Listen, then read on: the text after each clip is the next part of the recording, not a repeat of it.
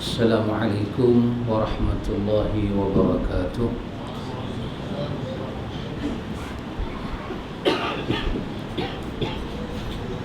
Innal hamdalillah nahmaduhu wa nasta'inuhu wa nastaghfiruh wa na'udzu billahi min shururi anfusina wa min sayyiati a'malina. من يهده الله فلا مضل له ومن يضلل فلا هادي له. أشهد أن لا إله إلا الله وحده لا شريك له وأشهد أن محمدا عبده ورسوله. اللهم آت نفسي تقواها وزكيها أنت خير من زكاها أنت وليها ومولاها. آمين. أما بعد. Ikhwatul iman, ikhwatu fiddin, a'azzakumullah wa uhibbukum fillah. Alhamdulillah, alhamdulillah, summa alhamdulillah. Alhamdulillah ikhwan, dengan limpah kurnia daripada Allah kita sambung majlis ta'lim. Rasanya kita sampai pada muka surat yang ke-11. Kita sampai tentang mengqadha 2 rakaat sunat fajar. Cik Pak Mik, kita qadha 2 rakaat sunat fajar. Muka surat 11. Dia kata barang siapa yang luput mengerjakan 2 rakaat fajar, sunat fajar, dikarenakan uzur, maka disyariatkan baginya untuk mengqadhanya jika telah hilang uzur itu. Ini bagi orang yang suka, dia suka dengan tak pernah tinggal sunat. Bahasa kita panggil qabliyah subuh. Sunat qabliyah subuh, kita bangkit lambat, kita mai ke masjid, sembahyang fardu telah didirikan dan kita ketinggalan sunat fajar. Maka dia kata agama memberi ruang, memberi syariat. Bermakna ada peraturan dari segi agama, ada peraturan dari segi nas Al-Quran dan Sunnah, imma Al-Quran, imma ataupun Sunnah. Kita disuruh untuk qadha balik setelah hilang keuzuran itu. Di antaranya hadis Abu Hurairah radhiyallahu anhu, dia berkata, kami bermalam dalam perjalanan bersama Rasulullah sallallahu alaihi wasallam dan kami baru terbangun ketika matahari telah terbit. Nabi sallallahu alaihi wasallam bersabda, liya'khudh kullu rajulin ra'si rahilatihi fa inna hadha manzilu hadarana fihi syaitan. Hendaklah tiap-tiap orang memegang tali kekang kenderaannya. Sesungguhnya ini adalah tempat yang telah didatangi syaitan. Kami pun melakukannya. Kemudian Nabi minta air untuk berudu. Kemudian beliau salat 2 rakaat. Kemudian salat diiqamatkan. Lalu beliau melaksanakan salat subuh. Hadis ini hadis Imam Muslim. Hadis ni nak menceritakan kepada kita ikhwan, Nabi kita pernah terlena. Kita ingat dalam sepanjang riwayat-riwayat ini ada, ini di antara hadis-hadis yang ganjil. Ganjil ni maksud dia hadis-hadis yang boleh dihitung dengan jari beberapa kali keadaan ini berlaku. Bukan selalu macam kita selalu 7.5 6.45 ni kita selalu, maka keadaan kita bukan ganjil, kerap. Hadis kita ni hadis mutawatir. Bangkit lambat ni mutawatir. Ni hadis-hadis yang ganjil. Ganjil ni maksud bukan hadis tu pelik. Keadaan-keadaan macam ni boleh kira dengan jari berapa kali berlaku. Ini satu keadaan balik daripada perang. Nabi rebah badan Sa'ad, terlena. Bila terlena di satu tempat, Nabi jaga. Nabi kata apa dia? Nabi kata, jom kita tinggalkan kawasan ini, sebab kawasan ini telah dihadiri oleh syaitan. Maka Nabi pun beredar ke satu tempat lain, barulah ambil wudu, iqamah, dan sembahyang subuh. Ini juga berdasarkan hadis lain. Adalah hadis Bukhari, Nabi sebut fal yusalli idza zakaraha. Bagi orang yang terlena, bila dia bangun, maka itulah waktu sembahyang dia. Ditengok daripada satu sudut hadis macam ni, dia macam dalil kepada qada. Kita katakan di sisi kefahaman sebahagian imam-imam sunnah, qada maksud dia seseorang yang sembahyang di luar waktu dalam keadaan yang ma'zurah, dalam keadaan yang keuzuran. Itu makna qada. Adapun orang yang tak sembahyang dalam waktu, tidak ada uzur, dia muda belia, dia sihat, dia kata happy go lucky, dia teruskan hidup, bila mai tua dia nak qada. Hadis ni bukan dalil. Hadis ni cerita tentang Nabi itu sendiri, bukan orang yang qada sembahyang. Dan keadaan yang berlaku pada Nabi ni keadaan yang bukan selalu berlaku. Inilah satu-satu keadaan yang agak suntuk, balik daripada perang. Dan ini bukan dalil untuk kita qada sembahyang lama-lama yang kita tinggal tanpa uzur. Pasal apa tak sembahyang? Pergi tengok wayang. Pasal apa tak sembahyang? Pasal turun pergi ke laut. Pasal apa tak sembahyang? Kena jaga parking pesta. Pasal apa tak sembahyang? Pasal kenduri kahwin. Ini bukan dalil. Sebab qada maksud di sini dengan keuzuran. Satu orang sakit, tua, teruk sakit, dia tak sembahyang. Sakit teruk. Iyalah, dia rehat. Dia tidur, dia makan ubat, dia jaga-jaga orang bangsa. Ya, dia qada lah zuhur dia. Dia bukan selalu jenis lagu tu. Itu hari dia sakit dan dalam jiwa dia ada apa? Ada rasa hasrah, ada rasa sesal, ada rasa tak seronok, ada rasa hazan, ada rasa duka cita, ada rasa tak seronok. Adapun dia tinggal sembahyang dengan seronok, 20 tahun sudah lah ni dia nak qada. Tidak.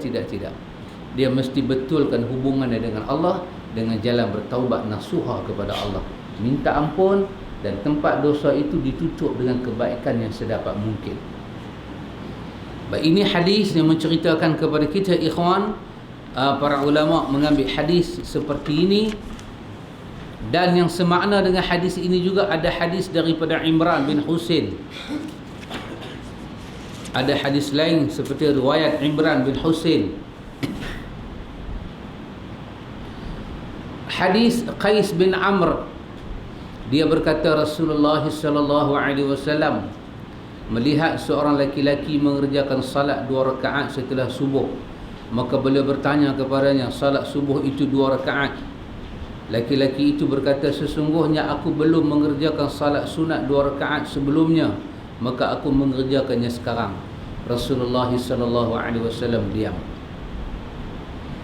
Ini hadis yang kedua, menunjukkan kita boleh qada sembahyang sunat, kita punya sunat qabliyah subuh.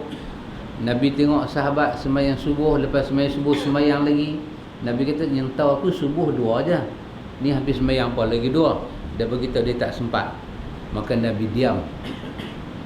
Hadis ini para ulama nilai sebagai hadis yang hasan. Cuma ada khilaf di sisi para ulama lepas subuh ni. Lepas subuh terus qada ke nak bagi cerah sikit ke? Jumhur ulama kata boleh qada terus. Tapi sebahagian ulama kata bagi cerah dulu. Gelap-gelap tu tak usah qada lagi. Bagi masuk waktu duha. Barulah kita nak qada sembahyang sunat kita. Tetapi yang jelasnya boleh qada, sebab dalil ni datang begitu umum kepada kita. Hadis-hadis di atas tidaklah bertentangan dengan hadis Abi Hurairah yang menuturkan man lam yusalli raka'ati al-fajri falyusallihima ba'da ma tatlu'u asy-syamsu. Barang siapa belum melaksanakan salat sunat 2 rakaat fajar, hendaklah dia mengerjakan setelah terbit fajar. Ada riwayat lagu tu. Kalau kita terlepas sembahyang sunat fajar, maka kalau kita nak sembahyang dia bagi cerah. Tapi dia kata hadis ni tidaklah secara jelas menjelaskan bahawa barang siapa yang meninggalkan 2 rakaat fajar hendaklah mengerjakannya setelah terbit fajar, seperti yang dikatakan oleh jumhur ulama, sebab tidak disebut di dalamnya kecuali perintah bagi orang yang tidak mengerjakannya secara mutlak untuk mengerjakannya setelah terbit matahari. Tidak diragukan lagi bahawa jika 2 rakaat itu tidak dikerjakan pada waktunya, maka dilakukan di waktu qadanya. Tidak ada dalam hadis ini apa yang menunjukkan larangan mengerjakan keduanya setelah salat subuh. Jadi kalau kita terlambat bangkit subuh, kita bangkit, kita sembahyang terus. Kita tertinggal salat sunat subuh, lepas sembahyang subuh kita boleh sembahyang terus. Sebab ini semua ada riwayat-riwayat daripada Nabi. Baik ikhwan, apakah ada salat tatawwu' lain setelah terbit fajar, setelah 2 rakaat selain daripada 2 rakaat? Lepas kita dah sembahyang subuh habis dah, kemudian kita pun dah buat dah sunat subuh 2 rakaat. Lepas tu ada tak ada lagi sembahyang sunat? Kalau kita nak buat hari Minggu, tak pergi mana, penuri kenara pun dah habis dah, tak pergi mana, rajin kita mai. Rajin ni kadang dia mai, dia tak abang, rajin lebih, dia mai rajin tu. Boleh tak kita sembahyang sunat? Pukul 8 pagi kita nak sembahyang sunat. Dia kata para ahlul ilmi berselisih pendapat tentang sembahyang tatawwu' sembahyang sunat.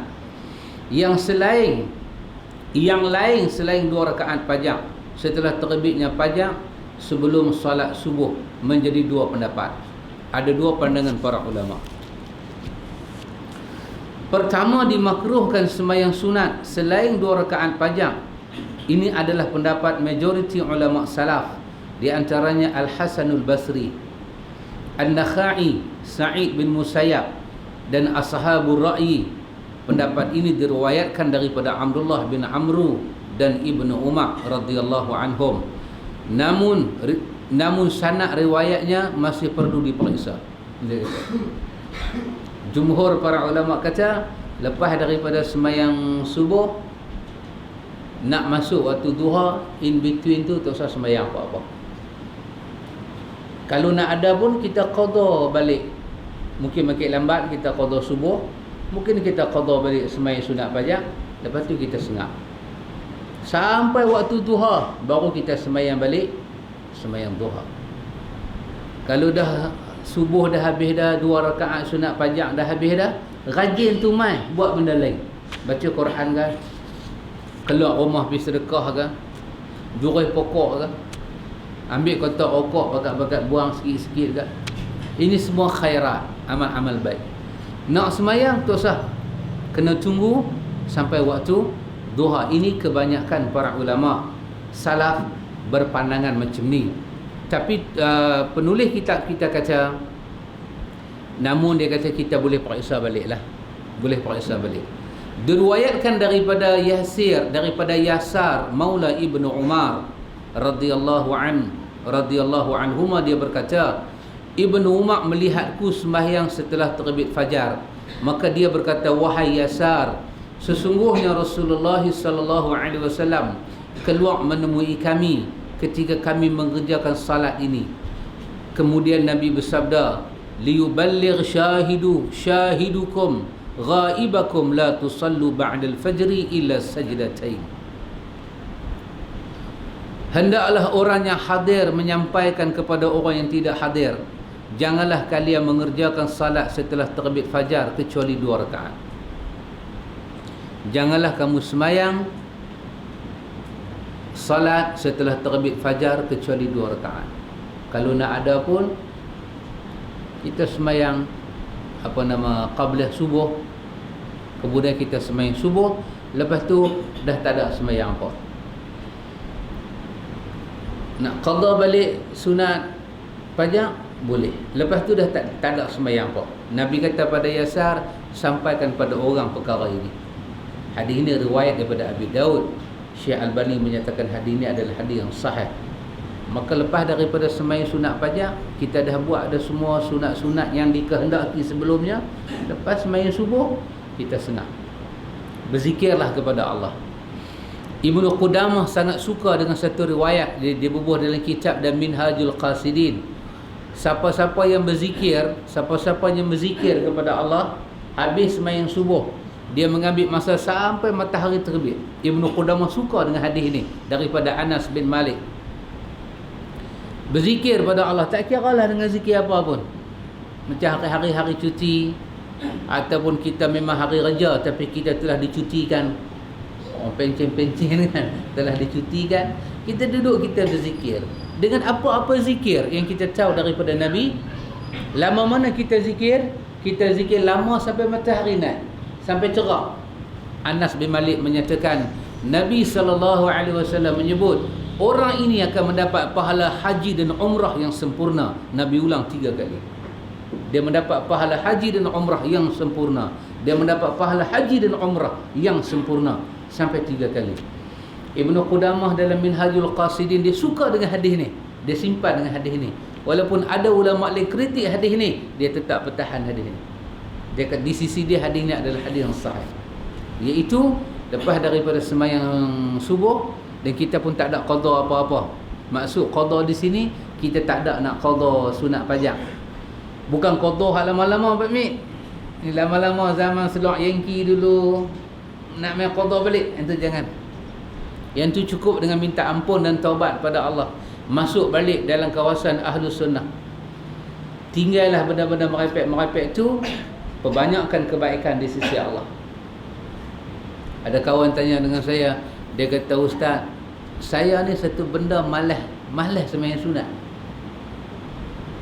Sembahyang wajib dia jaga, dia pergi masjid, tapi sembahyang sunat ni dia kata malas." Bukan kata malas sampai peringkat tak jaga. Kalau habis sembahyang jemaat, dia suka sembang daripada dia nak buat dua tu dia rasa berat. Dia tanya kat saya, "Ustaz, macam mana ana ni? Ustaz rasa ada benda duduk dalam diri ana tak? Nak kena buang ke? Jampi ke?" Tak apa, kita ikhwan, kita ada hadis Imam Muslim.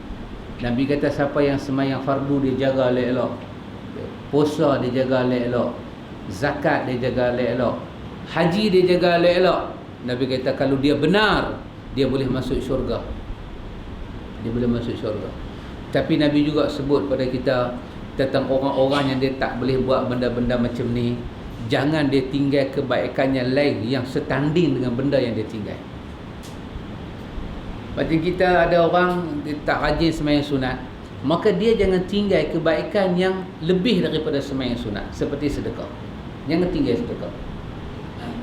Kita tampung tempat yang kita tak buat sunat ni dengan banyakkan sedekah. Kata Ibnu Qayyim, kalau kamu dalam adab wa dawa, kalau kamu nak doa yang makbul, sedekah dulu baru baca doa. Sedekah baru baca doa.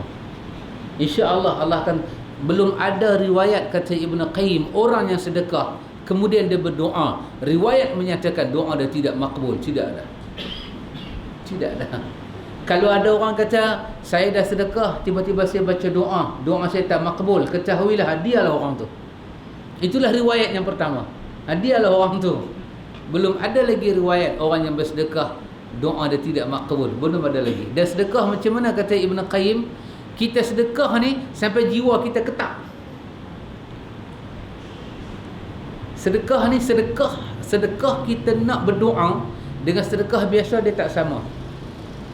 Sedekah biasa tabung kita bagi RM1, bagi RM2, tapi hari tu kita ada hajat besar. Kita berhajat Allah makbul.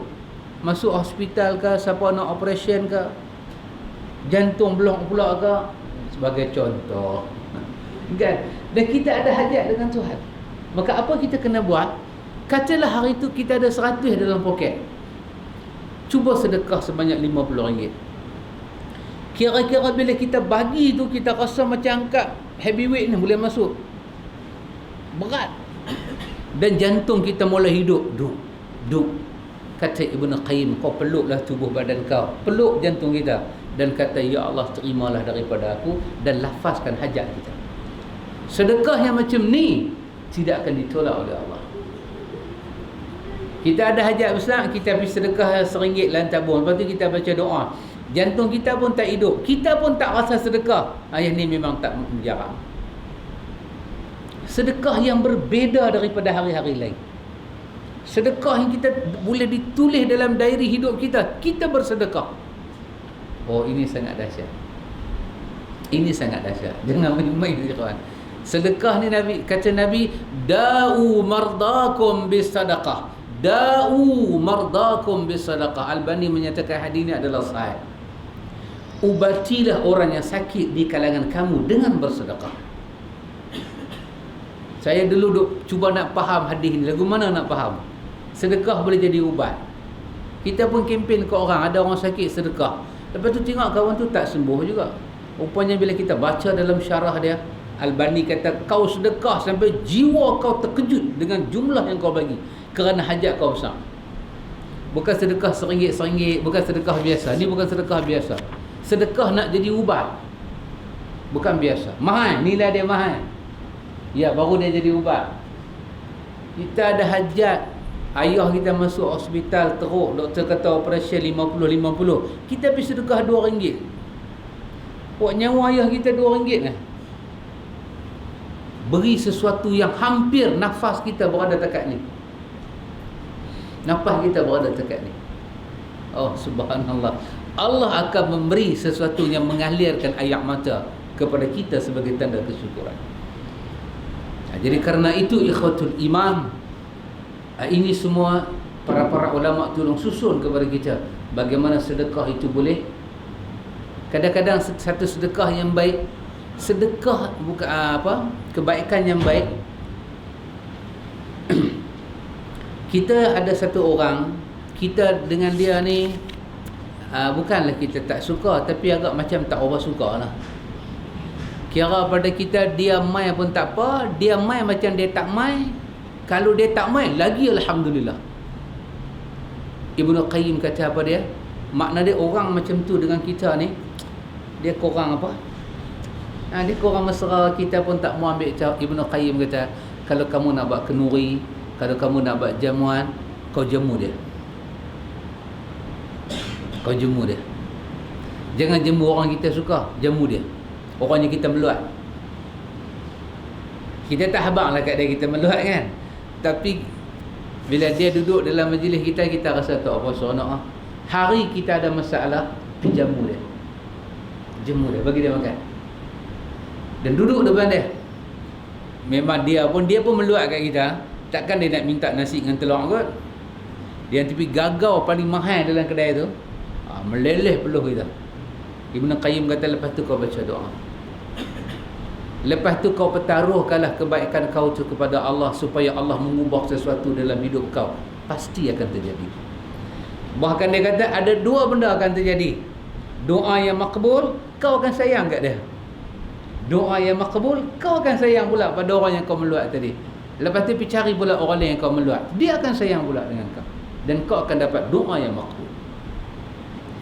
Ini semua ikhwan, sebahagian para ulama tulis yang kita boleh baca, sampai hari ni tak dia buat lagi.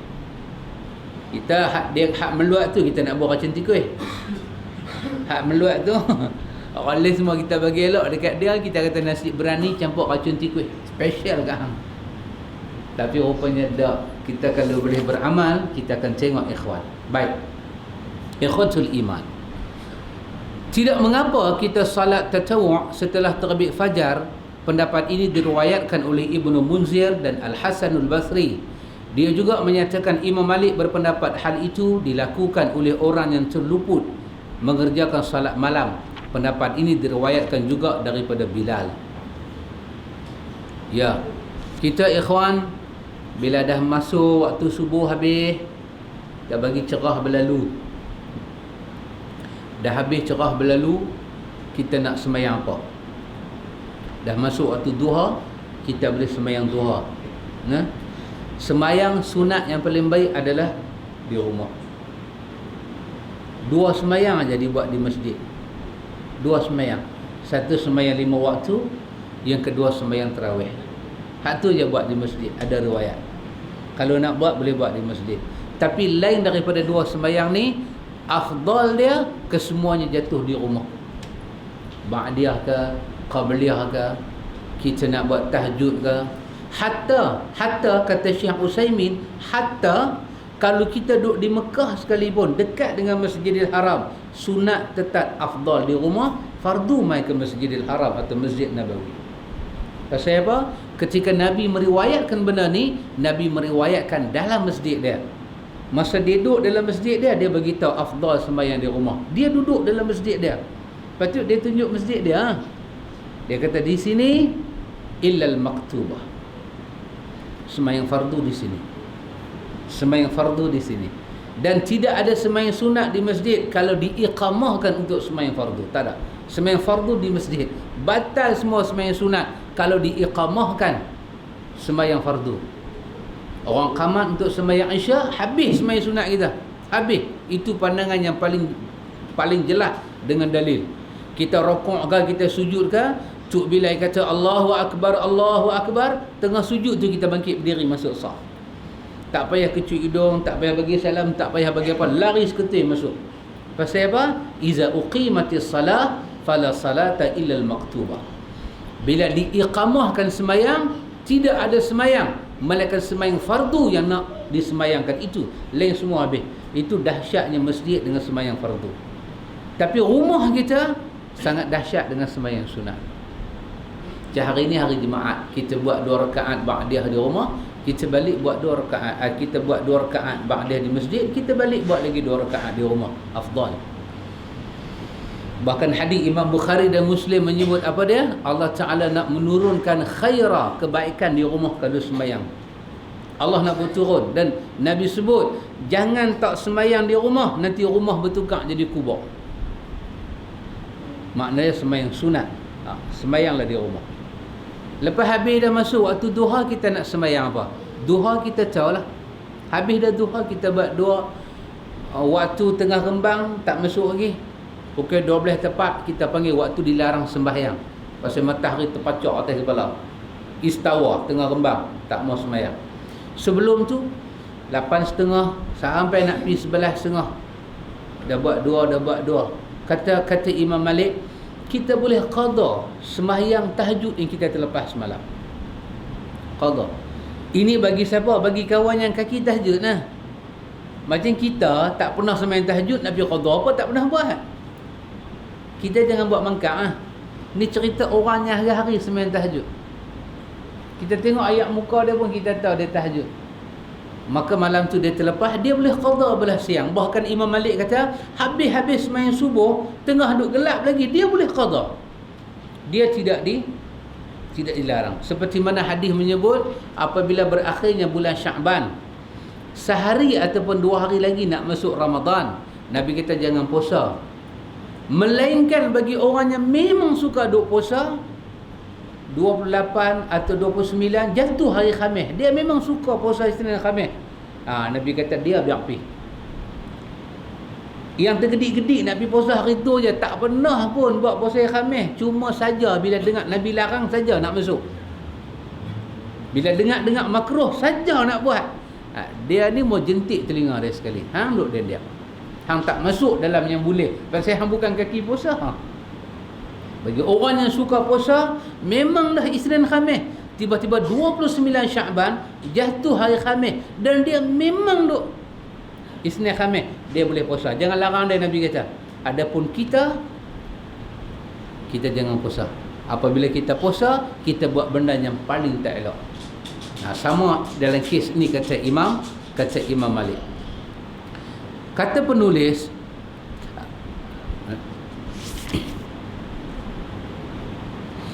pendapat yang pertama lebih kuat dan dikuatkan dengan hadis Ibnu Umar dan Habsah. Dia berkata, apabila fajar telah terbit, Rasulullah sallallahu alaihi wasallam tidak mengerjakan salat kecuali 2 rakaat pajang. Hadis ini menguatkan hadis Ibnu Umar yang telah lalu. Meskipun sumbernya tidak daripada Habsah, dikecualikan daripada hal ini adalah mengqadha sembahyang terlewat waktu dan salat-salat yang memiliki sebab-sebab yang tertentu. Tuan kitab kata, bagi orang yang tidak ada qada apa-apa, lepas sembahyang subuh tak usah sembahyang apa, biar. Nak sembahyang pula tunggu waktu duha.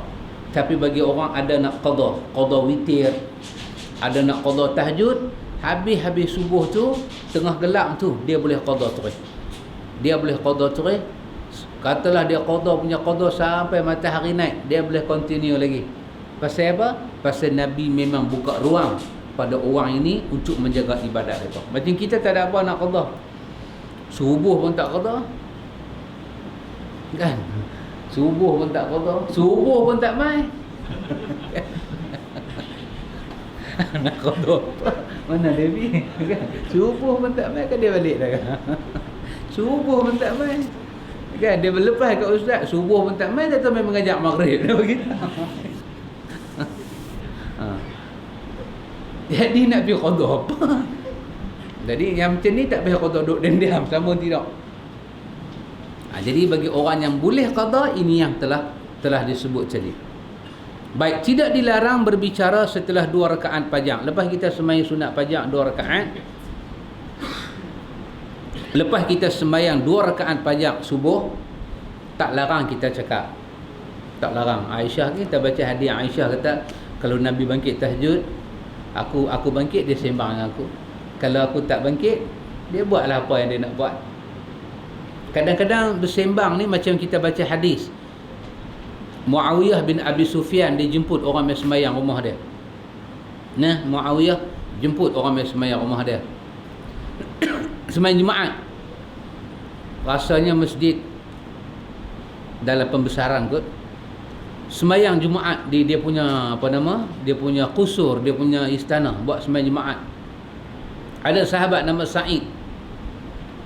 Habis sembahyang Jumaat, dengar khutbah semua, bagi-bagi salam sembahyang habis, Sa'id bangkit sembahyang di tempat yang Sa'id duduk sembahyang jemaah tu. Habis sembahyang semua selera, Muawiyah bin Abi Sufyan panggil Sa'id. Dia kata, lain kali jangan buat kerja ni. Sa'id terkejut, kerja apa?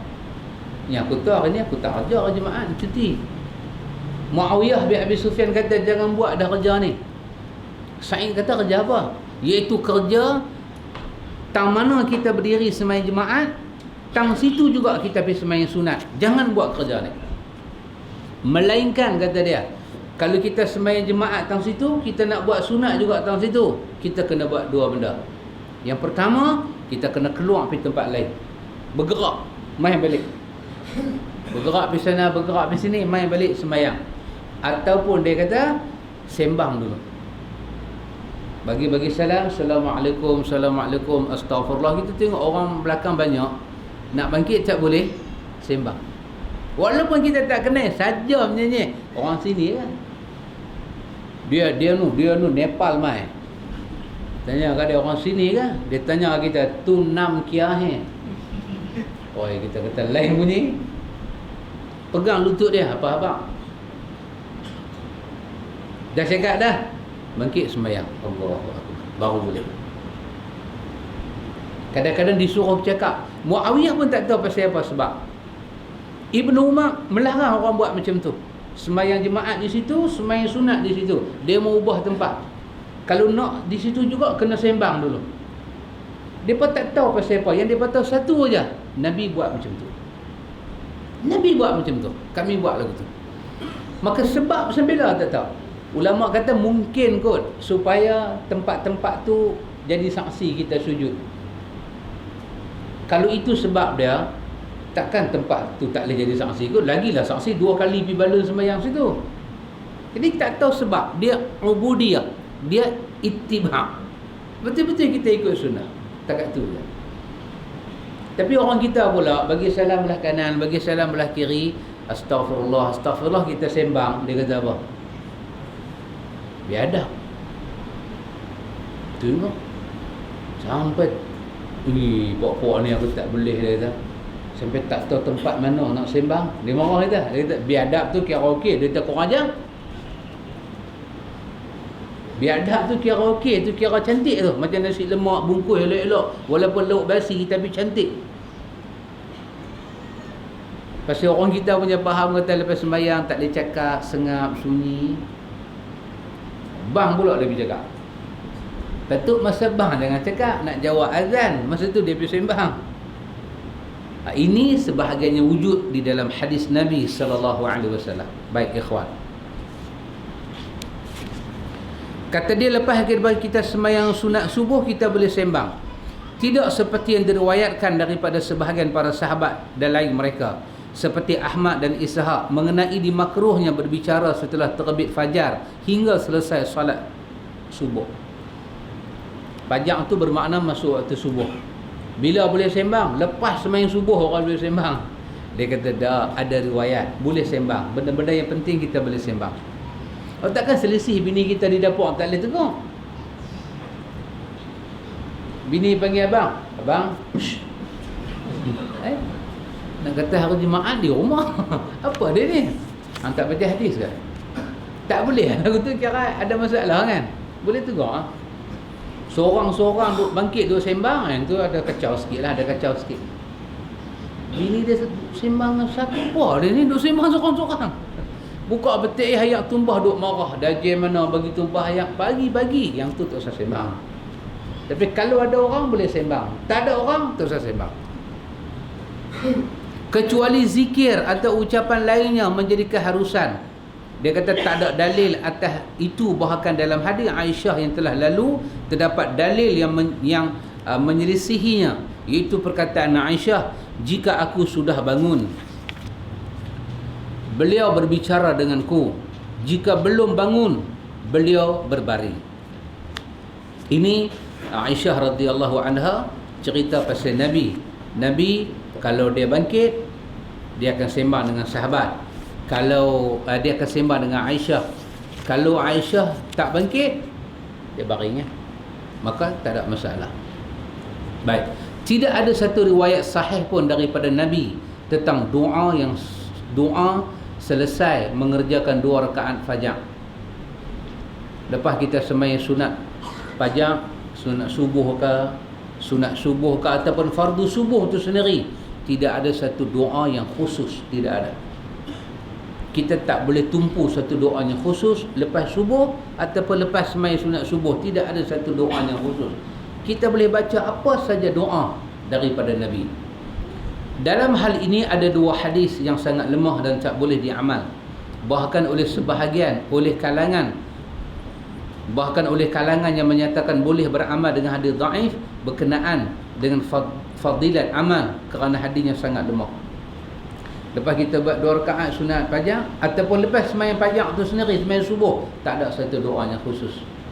Kita boleh minta apa kita nak minta. Kita boleh minta. Tapi kita kena ingat, antara azan dan iqamah ada apa? Ada doa yang makbul. Antara azan dan iqamah ada doa yang sangat makbul. Kita nak yang tu. Jadi kita minta apa kita nak minta. Ibnu Umar, orang tengok Ibnu Umar baca doa, dia angkat tangan. Dia angkat tangan tinggi-tinggi, dia rapat metang muka dia. Ibnu Umar punya minta. Dia akan cari tempat-tempat mustajab doa. Di hari Jumaat ada beberapa riwayat menceritakan bila imam duduk pada khutbah kedua ada doa yang makbul. Walaupun riwayat itu diperselisihkan, tapi ada riwayat. Tapi sayang orang tak baca doa masa tu. Orang duduk Allahumma salli ala Muhammad. Hari Jumaat disuruh banyak selawat, tapi bukan time tu. Daripada malam Jumaat kita selawat sampai ni tadi maghrib. Habis dah Jumaat, ni kira masuk malam Sabtu dah. Daripada maghrib hari Khamis semalam sampai maghrib tadi ni, perbanyakkan selawat. Sabit daripada hadis-hadis yang sahih. Dak dia nak perosok time duduk 2 khutbah tu. Masa tu sikit punya masalah kita ada minta Tok Bilal duk pegang mikrofon, dia pun ada kapelah juga, mungkin kontrak dia nak habis dah hujung bulan ni, minta lah. Sambung kata sambung minta, nak kena pergi temu duga pula kan. Dengar kata yang main temu duga ni pula, itu guru tajwid pakarnya. Minta kita semua ada hajat, tapi orang tak mau minta. Tak mau minta. Jadi sayang kita dah lepas dah mustajab doa. Sampai asar tadi Nabi sebut hari Jumaat lepas asar Imam Malik terus bagi tahu lepas asar Lagi setengah jam nak masuk waktu maghrib hari Jumaat, kau kena duduk minta pada Allah, kerana itu saat last makbul doa. Kita minta apa kita nak minta. Tapi tak ada kan, lepas nak kena teo, kena cok goreng apa kan. Sembang-sembang bang maghrib dah. Sayang. Lepas itu masalah kita dah bertindan. Tapi kita boleh baca apa doa yang kita nak baca. Tidak ada satu doa yang ditentukan oleh Nabi. Tak ada doa. Nabi pernah baca dalam sembahyang tahajud, Nabi jadikan sebagai istiftah. Allahumma rabba Jibril, Allahumma rabba Jibrail wa Mikail wa Israfil, fatiras samawati wal ard, alimul ghaibi wasyahadah. Nabi baca. Doa ni sangat mujarab. Kita baca. Kita boleh hafal riwayat Imam Muslim daripada Aisyah. Kita hafal. Cuba bayang doa ni punya hebat sampai Nabi bertawassul dengan rububiyah Allah terhadap malaikat. 3 malaikat yang dahsyat ni. 3 malaikat yang dahsyat ni. Siapa dia? Jibril, Mikail, Israfil. Apa hubungan mereka dengan kita? Mereka Allah Ta'ala jadi mereka sampai hari mereka, daripada hari mereka dibuat sampai hari ni, kerja mereka ada hubungan dengan hidup kita. Jibril alaihissalam, kerja dia wahyu. Wahyu menghidupkan hati-hati manusia. Kalau tak ada wahyu, habis. Kita cuma beza antara Melayu dengan Cina, Cina dengan India. Beza orang situ, agama akan jadi serupa. Dia buat syirik, kita buat syirik. Wahyu yang buat kita beza dengan dia. Kita orang Islam, dia bukan Islam. Wahyu.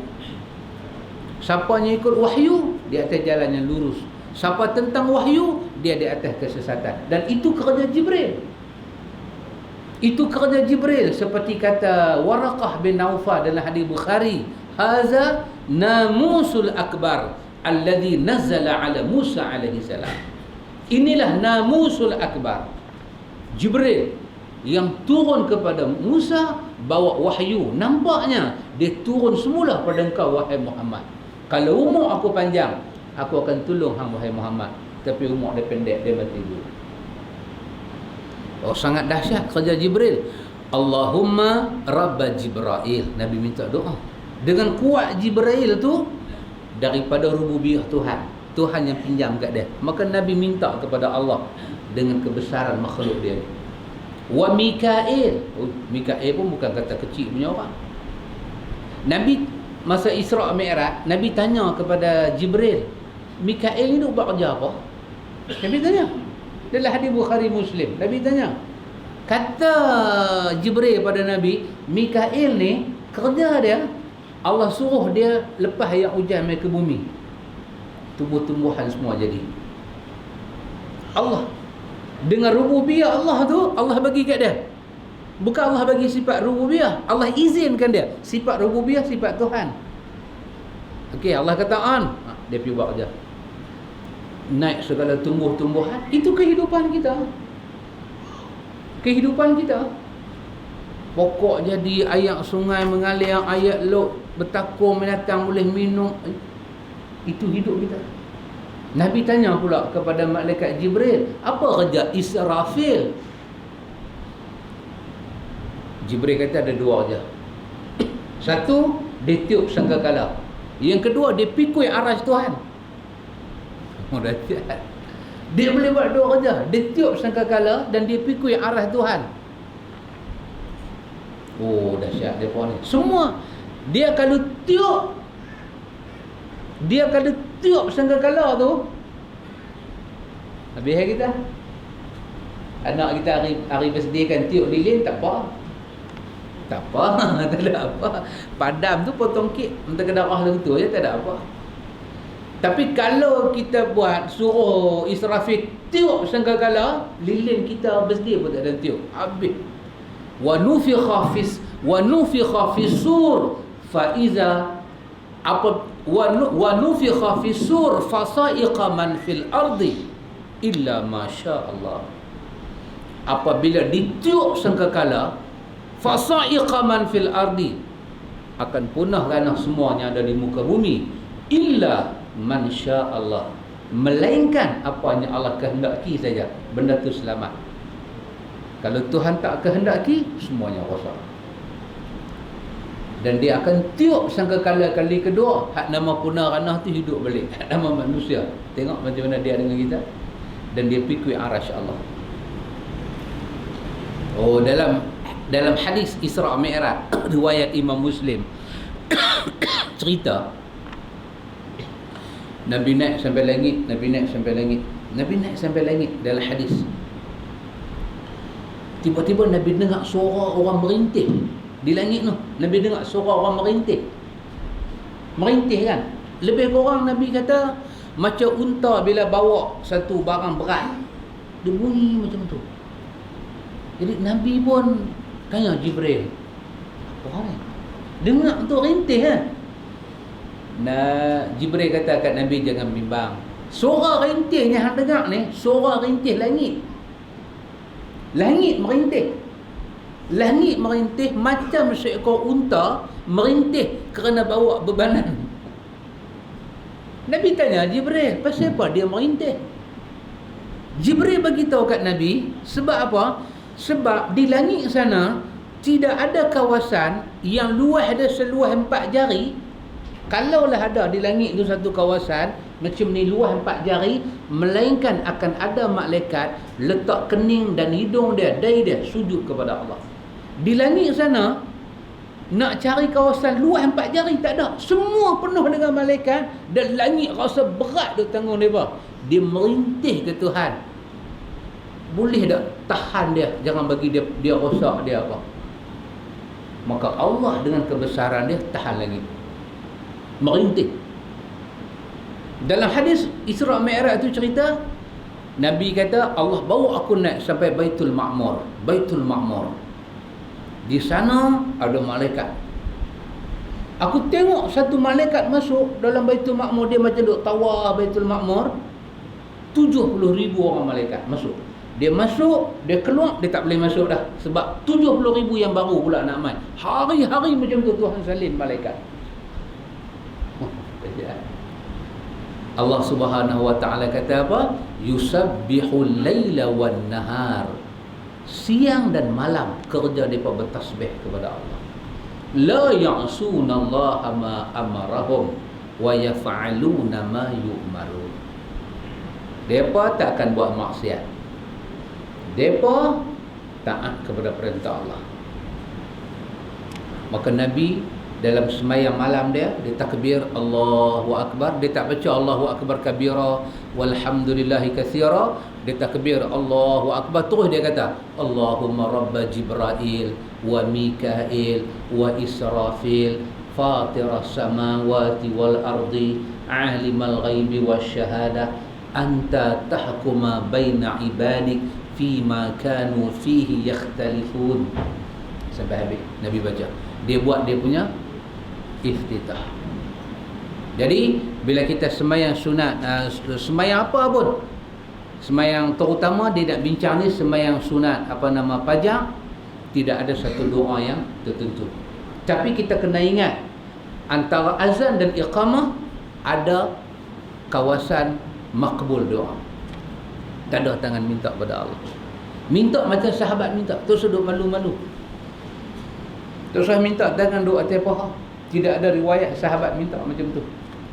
Sahabat Nabi cerita macam mana ulama tabi'in, cerita Ibnu Hajar Asqalani cerita macam mana ulama tabi'in tengok Ibnu Umar baca doa, dia angkat tangan tinggi-tinggi rapat ke muka dia. Kadang-kadang dia angkat tangan ni sampai mai ke bau dia. Dia minta dengan kepala dia tunduk, tangan dekat dengan muka, dia minta pada Allah. Kita pun buat begitu. Kita pun buat macam tu. Sebab kita baca doa yang Nabi ajar, dan kadang-kadang Nabi izin kita minta pada Allah apa kita nak minta.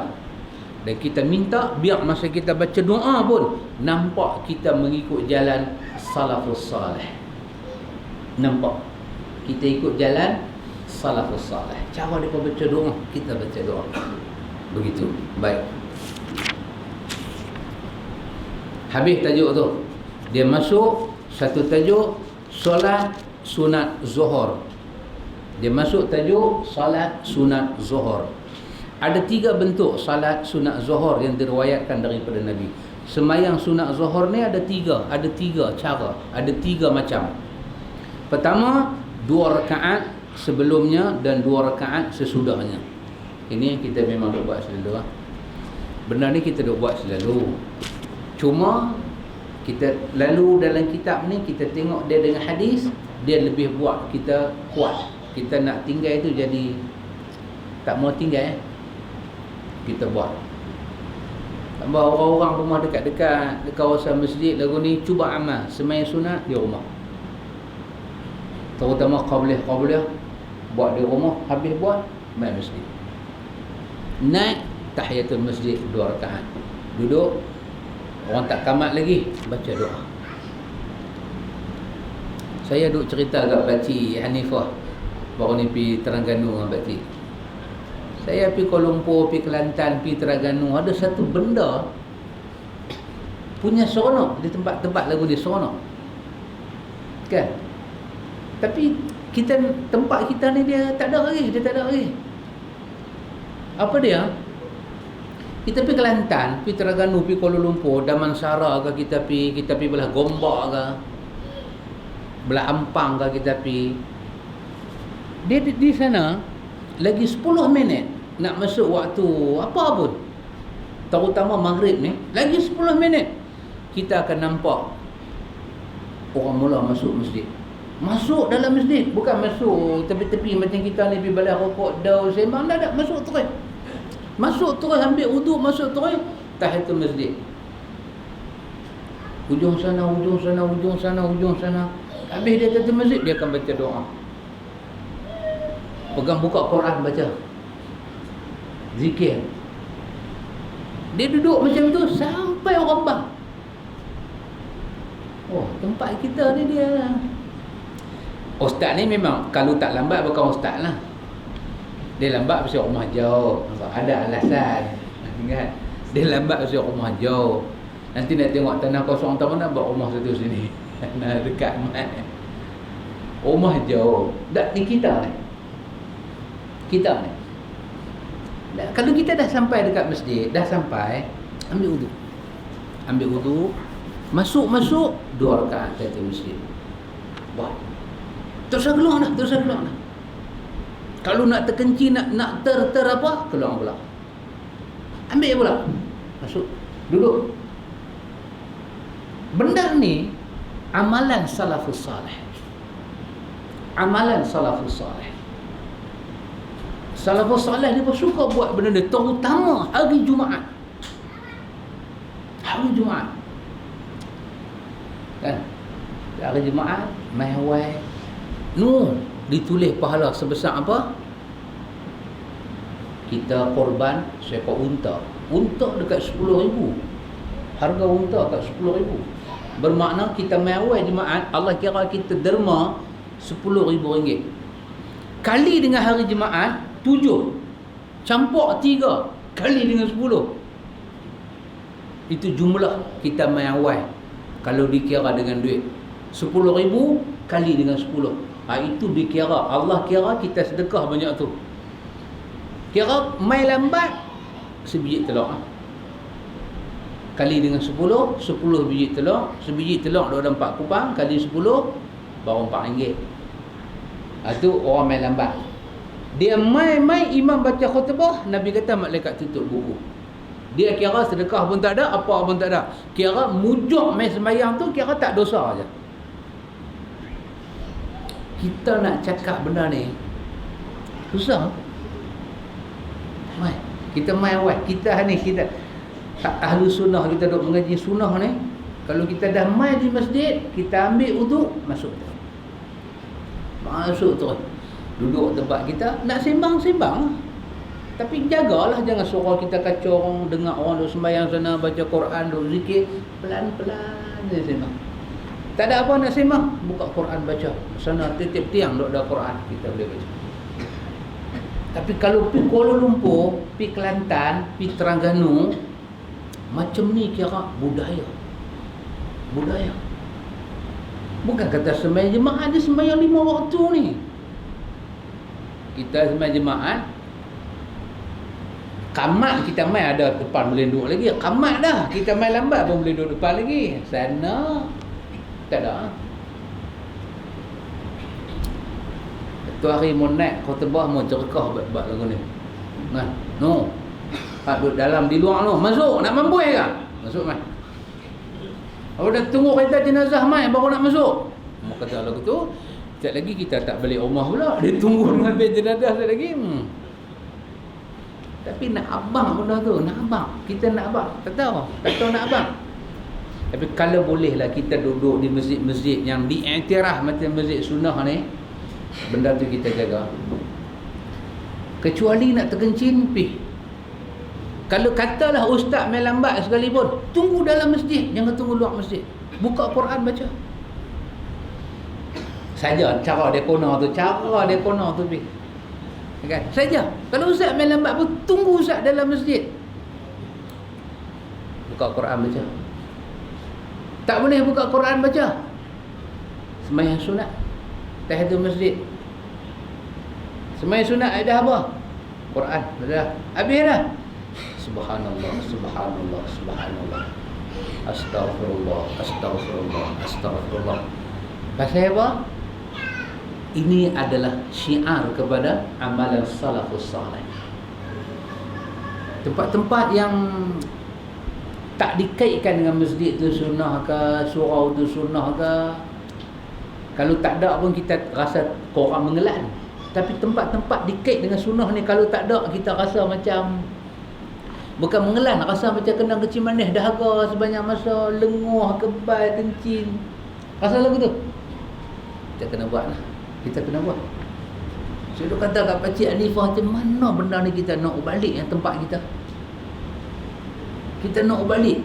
Kalau boleh start seminggu sekali, maknanya khutbah jemaat ni, kira sebulan punya khutbah kena duk hawin tajuk ni. Panggil apa? Khutbah yang cengih-cengih kan. Kena tengok pencetus umah siapa yang suara cengih-cengih kan. Panggil mai satu ustaz pencetus umah ni kan. Tak kira lah rate dia tinggi ke rate dia rendah kan, tak kisah. Panggil dia mai sekali, dia hawin tajuk ni sebulan. Kena tajuk ni sebulan, dia main dia naik. Bukan kata sikit orang main semayang jemaah, ramai. Tapi ramai di luar. Tambah duk letak pisang mas pula. Semua jadi monyet-monyet dia pergi hurung kat pisang mas tu. Bukan tak boleh buah pisang mas. Antu bayang kita main semayang jemaat dengan dah sugi semua cantik. Apa tujuan di buah pisang mas tu? Angkat, simpan. Lepas imam bagi salam, pelari pisang mas tu tak boleh luar balik. Tak munasabah kita dah sugi dah. Tak mau makan apa, pisang mas. Bila kita makan pisang mas, kita habis sembahyang, satu sunnah dah kita tinggal. Apabila kita dah tak bersugi untuk sembahyang. Itu masalah dia pula. Pasal kita tak ada kayu tu dalam buket. Kod berus gigi dengan ubat gigi kecil punya pun tak bawa juga. Tokak pisang mas. Ambil duk makan, duk main lidah kat dalam mulut, pisang mas keluar. Nanti ada pahala sikit. Pergi buat lagi sikit pula. Tak apa syok Jadi bila Ustaz Nan baca khutbah ke, siapa baca khutbah ke di Masjid Pai Terbung ni, mau tekan tajuk ni. Baca sikit. Sebulan. Apa dia berkata apa? Duk sebulan duk tajuk ni. Pasal orang lagu hang nak kena baca sebulan. Pasal lagu hang yang ramai duk ada. Mai duk di luar. Kan? Jadi kalau bulan depan ke, minggu depan ustaz main lambat, tunggu dalam masjid. Kalau di luar sana ada teh apa-apa, boleh pergi kena. Bukan sampai tak boleh makan, pakat mampu semua habis dah. Boleh pergi makan, minum, kumak mulut, masjid. Terus ada pergi tunggu tang celah motor gelak-gelak. Jangan. Dia semua lorong-lorong sulit. Jangan pergi tunggu ustaz tang situ.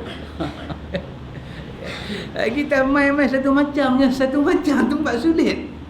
Dia angkat tangan. Oh, ada juga geng ni. Ada juga. Tunggu tempat cerah masjid.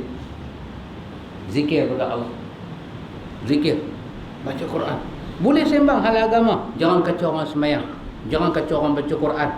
Cakap kita dengar, tak ada hal. Tapi tunggu dalam masjid. Yang ni kita kalah dengan 3 tempat saya abang tadi, Kelantan, Terengganu dengan kawasan belah-belah Kuala Lumpur. Kita kalah.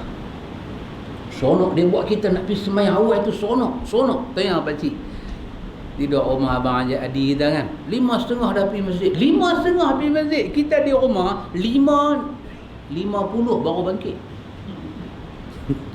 Haji Adi punya ajak saya dengan pakcik. Dia ajak 5 dia ketuk pintu dah.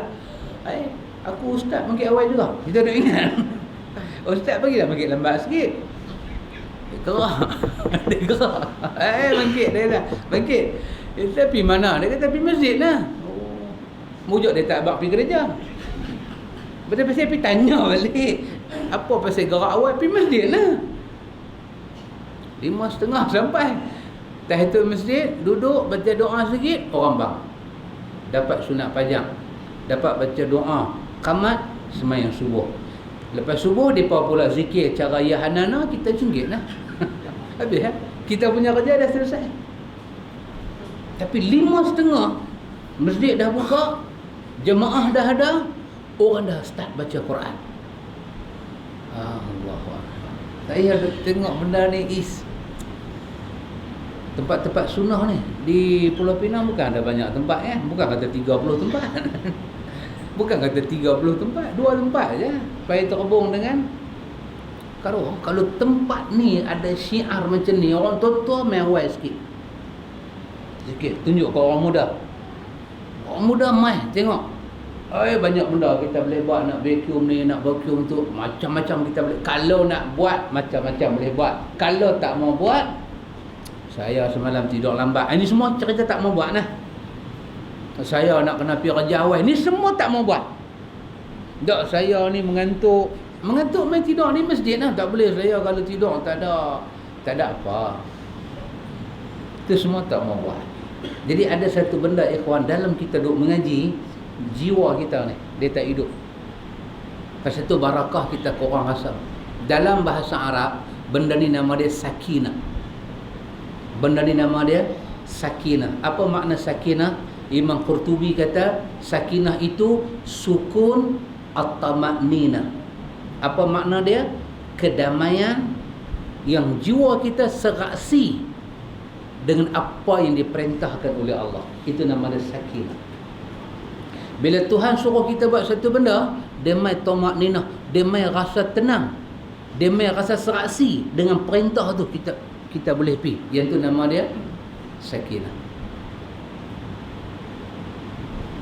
Kita tak dapat sakinah. Sahabat dapat sakinah? Baik. Siapa dapat sakinah? Syah seorang dah dapat sakinah. Hak lain tak dapat sakinah. Yang dia yang paling untung, dia dapat sakinah. Kita mutmainah pun tak dapat sakinah. Nampak dia tenang macam mana? Nampak cantik, dia tenang. Senyum tu pun tenang. Pasal apa? Sakinah. Kita abad mit amarah yang domai kat kita ni tak dapat. Jadi apa makna sakinah? Sukun at-tama'ninah, wiqar, wifaq. Apa makna? Jiwa kita dengan benda yang diperintah tu dia seraksi. Itu nama dia sakinah. Pasal tu bila perang, Allah kata apa dia? Fa anzalallahu sakinata ala qulubil mu'minin. Ini perang. Dalam duk perang, kacau. Allah kata kami turunkan sakinah dalam hati orang beriman. Maksud dia apa? Perintah perang, suasana perang masuk dengan jiwa dia. Dia pandai bawa diri. Pasal ini perintah Tuhan. Allah kata mereka dapat sakinah. Jadi sakinah ni dia bukan benda macam tuk-tuk wali duk percaya kena makan beretih gunung jerai. Sampai peringkat kita lalu dukuk tol, palang tol naik sendiri pergi lalu tu je. Yang tu dia kata sakinah. Tu bukan sakinah, tu penyamun. Sakinah ni kita duk ikut sunnah, kita duk mengaji. Lepas tu sunnah mai. Kita bila sunnah mai, kita nampak awak aku buat selama ni tak betul. Jiwa kita serasi dengan sunnah, kita nak buat pembetulan bagi sama dengan sunnah. Yang tu nama dia sakinah. Kita mula dapat sakinah. Kita dapat puas tu. Macam sahabat-sahabat Nabi. Allah kata perang. Serasi jiwa dengan perang. Jom, Allah dan Rasul takkan buat nanya pada kita. Allah dan Rasul takkan buat lebih kurang pada kita. Dan sakinah kita ni, jiwa kita dapat sakinah tak sama. Orang sakit boleh dapat sakinah, jiwa yang sakinah. Allah bagi sakit, dia nampak serasi sakit dengan dia tu. Dia boleh jiwai. Allah nak bagi benda ni kat aku, ya sakit. Siapa boleh dapat? Dia mau, dia tak mau. Jadi bila ada adab tentang sunnah Nabi, jiwa kita boleh masuk. Itu adalah bila kita tak mau buat macam tu, kita nak buat macam kita, itu dinama jiwa kacau. Jiwa kita mula syatta. Syatta bermakna dia duk tak cantik, dia jadi nak dia nak lawan, dia nak jadi tergurih, dia tak puas. Jadi orang-orang yang tak beriman pada Allah, mereka tidak ada sakinah. Mereka tak ada sakinah. Pasal apa? Sakinah ada pada perintah-perintah Allah.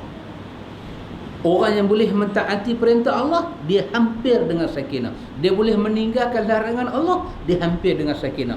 Dia hampir pada tauhid, dia hampir pada ketenangan, kedamaian, kerukunan, keserasian. Jiwa hamba tu, dia perlahan meningkat kepada tahap seorang hamba. Yang ni makam yang paling tinggi dalam senarai makhluk-makhluk di sisi Allah. Makam hamba. Nabi Muhammad asra bi'abdihi, dia dapat makam itu. Jadi kita semua boleh dapat makam-makam yang macam ni kalau Allah bagi dan kita rasa serasi. Lepas itu sahabat suka tanya, ya Rasulullah, kami tahu bagi salam, tapi kami tak tahu macam mana nak selawat. Takkanlah dia tak tahu, dia orang Arab. Dia tahu pasal sakinah, keserasian, bahasa, jiwa, tenang mental, pemikiran, dan jiwa ni dia main rasa lega daripada Allah. Dan semalam dalam kuliah kan kita baca satu hadis tentang doa Imam Muslim tu. Ya? Siapa dia semalam? Miqdad bin Aswad. Betul Pak Dong? Miqdad, betul Pak Min? Miqdad. Bukan. Dia. Miqdad bin Aswad. Dia pergi rumah Nabi. Kan yang doa kita baca tu, Allahumma at'im man at'amani wasqi man saqani. Hadis Imam Muslim. Nabi boleh baca doa ni pasal apa? Pasal Miqdad bin Aswad ni lah. Dia mai rumah Nabi, dia dapat sakinah. Dia mai rumah Nabi dengan perut lapang semua, dengan kawan dia 2 orang. Nabi kata apa kat dia? Nabi kata pi belakang rumah aku, pi belakang masjid, ada 3 ekor kambing, pi perah susu, pi makan. Dia perah susu seorang satu, dia perah satu kat Nabi. Dia simpan dalam masjid kat Nabi. Menjelang waktu malam, Nabi masuk masjid, Nabi tengok siapa tidur dalam masjid. Nabi buat tahiyat, habis tu Nabi nak keluar, Nabi pergi tengok susu dia simpan, Nabi minum. Selama dia duduk di masjid, macam tu Nabi buat. Dan mereka pun buat macam tu. Belah siang, perah susu tinggal kat Nabi. Mereka minum, tinggal kat Nabi.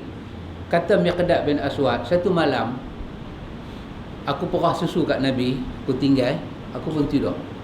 Kawan-kawan aku lena, aku pergi tak lena, setan main kat aku. Setan kata apa?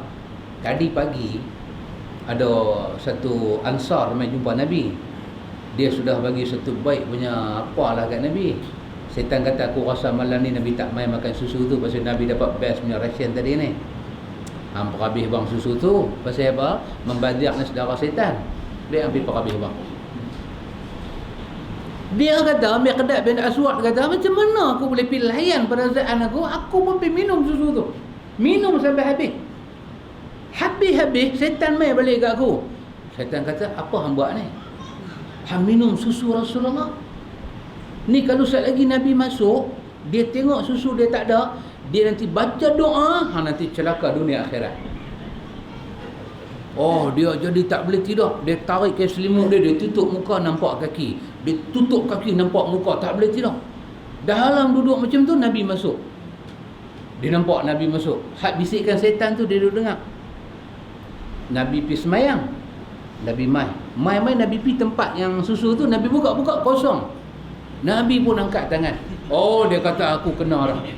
Nabi mesti kutuk aku. Dia lari keluar daripada masjid, dia pergi ambil satu baldi punya besar, dia perah tiga-tiga lembu kambing tu punya susu sampai penuh. Nabi bukan doa hancur, Nabi doa ni lah. Bila Nabi tengok susu tak ada, Nabi baca doa ni. Nabi kata Allahumma at'im man at'amani. Nabi lapar. Nabi kata, ya Allah, siapa-siapa yang sanggup bagi aku makan, hang bagilah makan kat dia. Siapa-siapa yang bagi aku minum, hang bagilah minum kat dia. Bukan Nabi doa apa-apa, syaitan main dah. Dia lari-lari, dia pergi ambil satu dalwin penuh dengan susu, dia letak kat Nabi. Nabi tengok dia, Nabi senyum. Nabi tak kata apa. Nabi kata apa dia ni? Dia kata, ya Rasulullah, minum. Tak usah sembang apa, minum. Saya mau Rasulullah minum. Nabi pun minum. Nabi minum, Nabi semawa dah. Dia kata, saya tak mau. Rasulullah minum sampai 3 kali. Nabi kata banyak ni. Nabi kata gerak mereka minum seorang sikit. Kali ketiga dia gelak. Miqdad bin Aswad dia gelak, dia berunduk ke belakang sampai terlentang dia ke belakang. Nabi kata sepatah kat dia. Nabi kata, apa jadi kat hang tadi ni? Apa jadi kat hang?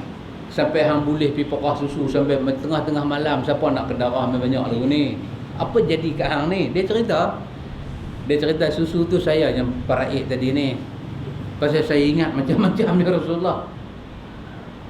Nabi kata, dah, tadi ni aku bukan baca doa apa, aku baca doa ni, Allahumma at'imni man at'amani wasqi man saqani. Aku tengok susu tak ada. Jadi mana nak tahu, kalau ada orang bagi susu, aku minta pada Allah. Kalau dia bagi aku makan, Allah bagi dia makan balik. Dia bagi aku minum, Allah bagi dia minum balik. Tengok-tengok hang mai hantar susu tu kat aku. Dia punya seronok. Dia kata hari ni aku dapat 2 benda. Jiwa aku tenang. Satu, doanya hang baca tu aku boleh. Pasal apa? Aku buat main susu. Walaupun susu hang tu aku dah habis dah, tapi aku buat main susu lain. Jadi doa hang baca tu boleh kat aku. Lepas ni aku percaya rezeki aku mesti banyak. Yang kedua aku dapat apa? Aku dengan hang, kita berdua aja duk minum susu tengah malam. Orang lain tak pernah dapat. Kita berdua aja dapat. Aku punya seronok dia terlentang lagi sekali 2 kali. Itu nama dia Sakinah. Hadis ni hadis Imam Muslim. Dia join venture masuk dalam. Dia seraksi. Itu nama dia. Kita pun nak macam tu ya kawan. Bila kita tengok Nabi buat dua lahar sebelum, dua selepas, kita buat. Macam mana Nabi buat? Cerita lanjut dia kita tengok lagi sekali ya. Kita tengok lagi sekali, main awal sikit. Kita boleh tengok panjang sikit.